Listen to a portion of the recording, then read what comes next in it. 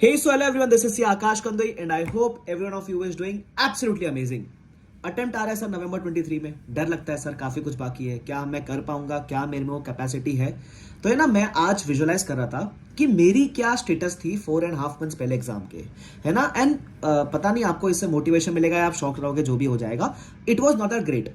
मेरी पोजीशन इतनी अच्छी नहीं थी, मतलब अभी पास होने के बाद लगता है कि चलो हो गए, लेकिन व्हेन यू लुक बैक आप देखोगे यार इतना कुछ ग्रेट नहीं हुआ था मेरा 4.5 मंथ्स पहले तक, है ना। तो मैं सोच रहा हूं कि क्यों ना आपके साथ मैं शेयर करूं कि मेरा क्या पोजीशन था एज ऑफ नाउ, और क्यों ना कुछ टिप्स शेयर करूं आपके साथ जो अगर आप फॉलो करोगे एग्जाम तक तो डेफिनेटली आप मेड नवंबर 23 आराम से निकाल सकते हो। ठीक है, वीडियो को लास्ट तक देखना। और सबसे पहले ये सब सुनने के पहले सब्सक्राइब किए बिना सुन रहे हो ना, यही तो गलती कर रहे हो भाई साहब। सब्सक्राइब करो और फिर सुनना, और वीडियो पसंद आए तो लाइक जरूर करना। देखो आपके लिए वो सब फ्री है, लेकिन मुझे उससे मोटिवेशन जरूर मिलेगा।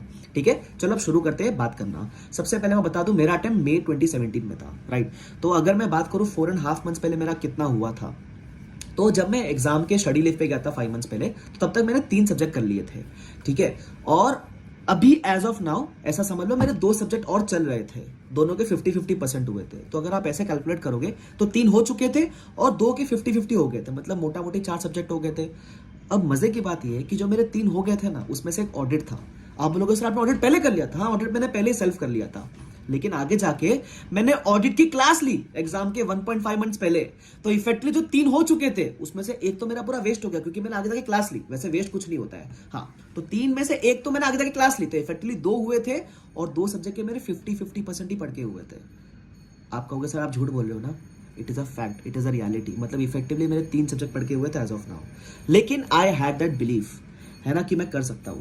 और मैं बता रहा हूं, जिस दिन से मैं एग्जाम लीव पे गया था मैंने जान झोंक दी थी अपने स्टडी लीव्स के अंदर।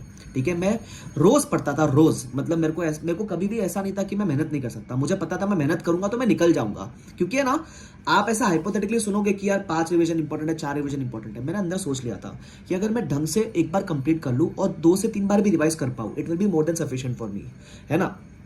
तो आइडियली मेरा तो ऐसा था कि मैं एक बार, और पहले अपन सोचते तो है ना कि ये भी करेंगे फिर मॉक भी देंगे। टू बी ऑनेस्ट मेरे पास मॉक देने तक का भी समय नहीं मिल पाया था मुझे, है ना। फिर भी मैंने अच्छे से पढ़ के एक बार रिवीजन किया, और एग्जाम के पहले जो एक बार रिवीजन मिला वो किया था, और उस तरीके से मैंने प्रिपरेशन किया था। तो अगर आपका भी स्टेटस ऐसा है ना कि 2-3 हुआ है, जितना भी हुआ है, इट डजंट मैटर, है ना। जब जागो तब सवेरा, राइट। इसका मतलब क्या होता है, आज रियलाइज कर गया ना, आज इनफ टाइम है आपके पास, जो भी आपकी सिचुएशन है you can try to give your best. अब आपके मन में एक सवाल आएगा, आप तो कहोगे सर आप तो फैकल्टी हो, आप तो स्कॉलर रह रहोगे ना, तो इसलिए आपने मैनेज कर लिया। हम तो एवरेज है ना। मैं बताऊं, मैं भी एवरेज स्टूडेंट हूं भाई। मेरे को कल का पढ़ा हुआ आज याद नहीं होता है। अब मानते हो एवरेज हूं? यस, मैं एवरेज हूं। और मेरी कोई रैंक वगैरह भी नहीं थी ना, फाउंडेशन में रैंक, मतलब जब सीपीटी था तभी भी रैंक नहीं थी, आईपीसी से भी रैंक नहीं थी मेरी, तो राइट, फाइनल में भी मेरी रैंक नहीं आई।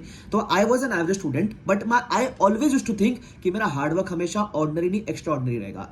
भले ही मेरा टैलेंट ऑर्डिनरी था, हार्डवर्क मैंने सोचा था कि मैं एक्स्ट्रा ऑर्डिनरी ही करूंगा, राइट। आपको भी यही करना है, हार्डवर्क पुट इन करो। अगर आपको लगता है कि आप लैग बिहाइंड कर रहे हो, create that extra time for yourself, right. अभी भी समय है आपके पास, कितना भी आपको देना हो, जो भी है, अभी भी है समय। आपको लगता है टाइम कम है, पढ़ो ना एक्स्ट्रा घंटा, क्या दिक्कत है ना। अगर आप ये कहोगे ना कि मेरे से मेहनत नहीं हो रही है सर, मेरे से पढ़ाई नहीं हो रही है, तो मेरे पास उसका इलाज नहीं है। ठीक है, लेकिन अगर आप एफर्ट डालने को रेडी हो, मैं कह रहा हूं हो सकता है। सर कैसे? प्लान करो अपने स्टडीज को। इट इज फाइन, कभी कभी होगा। मेरा भी प्लान अचीव नहीं हुआ था, मैंने भी सोचा था 4 महीने पहले कंप्लीट कर लूंगा, 4 बार रिवीजन करूंगा, 2-2 मॉक टेस्ट दूंगा, नहीं हो पाया। बट एटलीस्ट प्लान किया तो उसका 50-60% कुछ तो अचीव कर पाया ना मैं। तो अब आपके लिए मैं टिप्स देने का ट्राई करूंगा, ध्यान से सुनना। सबसे पहला, प्लान योर 4.5 to 5 मंथ्स। अब से लेकर एग्जाम तक का प्लान करो। There will be 2 plans. पहला लॉन्ग टर्म प्लान, एक ग्रॉस प्लान बनाओ कि इतने इतने दिन में ये मुझे कंप्लीट करना है, और मैं 2 रिवीजन एम करो, बी रियलिस्टिक। ठीक है, सेकंड चीज, इस शॉर्ट टर्म, इस लॉन्ग टर्म गोल को अचीव करने के लिए शॉर्ट टर्म प्लान्स बनाओ कि आप इस वीक में क्या पढ़ोगे, आज के दिन पे क्या पढ़ोगे। Planning is very important. आधे लोग पता क्या करते हैं, जो मन हुआ पढ़ लेते हैं, है ना। आज मन किया एफआर पढ़ लिया, आज मन किया लॉ पढ़ लिया, आज मन किया ऑडिट। ऐसा नहीं होता भाई पढ़ाई। You should plan your studies. ठीक है, तो ये मेरी सेकंड टिप थी, प्लान करो लॉन्ग टर्म, और उसको अचीव करने के लिए शॉर्ट टर्म सेकंड प्लान। ठीक है, उसके अलावा हो सके तो दिन में 2 सब्जेक्ट पढ़ो।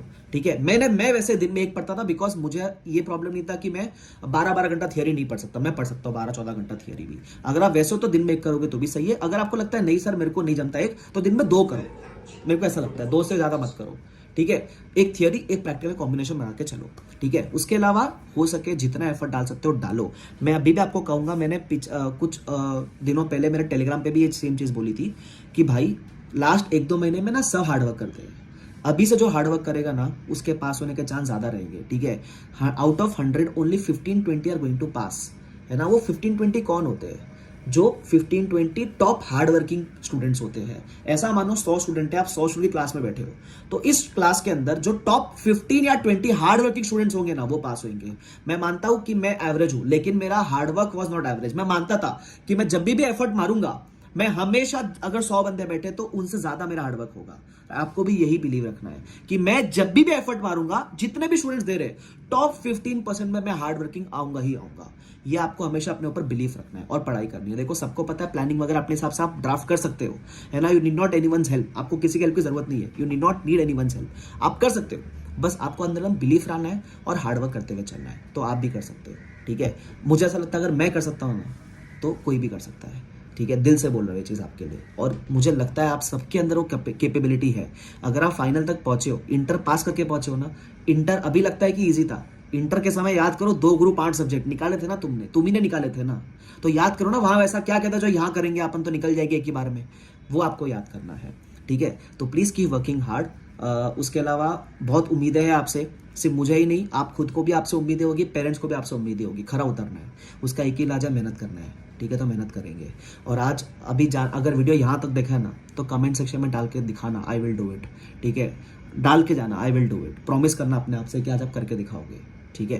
तो best of luck everyone for studies. Tension मतलब मैं आपके साथ हमेशा बना रहूंगा, बट मेहनत आपको ही सबसे ज्यादा करनी है, ठीक है। So keep working hard. उसके अलावा मेरा टेलीग्राम चैनल है जहां मैं एफआर को लेकर और सीएफआर को लेकर काफी सारी चीजें शेयर करता हूं, उसका लिंक मैं डिस्क्रिप्शन में डाल दूंगा। Please do join the channel. और उसके अलावा अगर आपको एफआर के लेक्चर्स चाहिए मेरे, तो they are available on bbvirtuals.com, ठीक है। तो thank you so much. Video पसंद है लाइक जरूर करना। Bye bye everyone, take care, see you.